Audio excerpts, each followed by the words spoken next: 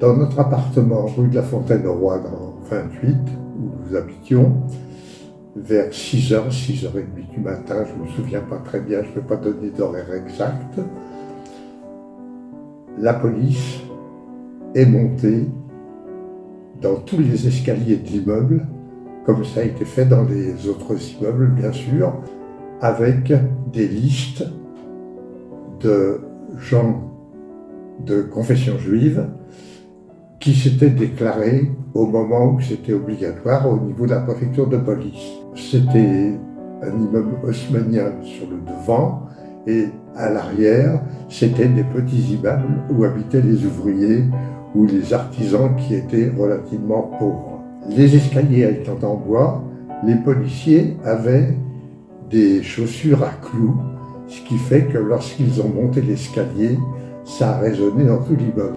Et on a entendu la concierge, parce que tout était extrêmement mince, les parois et tout, qui criait « Mais je vous dis qu'ils ne sont pas là, je les ai vus partir, j'ai vu la dame prendre un cabas, elle est partie avec son fils. » Ils sont quand même montés, ils ont frappé un coup de poing dans la porte tremblait, il n'y avait qu'une serrure, il n'y avait pas de verrou comme il y a maintenant, et la crainte de ma mère était que l'on défonce la porte.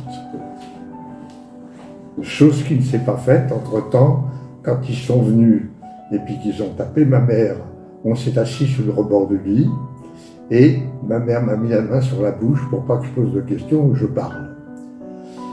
Bien sûr, nous avons tout fait pour ne pas bouger, ne pas faire de bruit. Et puis, ils ont frappé. Lorsqu'ils ont frappé, ils criaient « Police, ouvrez !» Bien sûr, on n'a pas ouvert et ils sont repartis. Nous sommes restés dans la maison jusqu'à la fin de l'après-midi. Je ne sais plus trop quelle heure non plus. Et la concierge de l'immeuble, qui leur avait dit qu'on était partis, est montée en vitesse et a dit « Partez vite !» parce qu'ils ont dit qu'ils veulent revenir. Nous ne savions pas où aller. Ma mère n'avait pas d'argent parce que mon père était un ouvrier et comme il était interné et elle était mère au foyer, donc elle n'avait pas de revenus, c'était très difficile. Puis elle a eu l'idée, une de nos tantes, c'est-à-dire une de ses sœurs, la famille de son mari avait une petite maison dans une localité qui s'appelle Villepinte, en Seine-Saint-Denis maintenant, et on a dit on va aller se cacher là-bas. On était inconscient de ce qui se passait parce que personne ne savait. On arrêtait les gens, mais personne ne savait pourquoi. Nous sommes donc partis à Villepinte, on a pris l'autocar à Jaurès, à la station de métro Jaurès maintenant.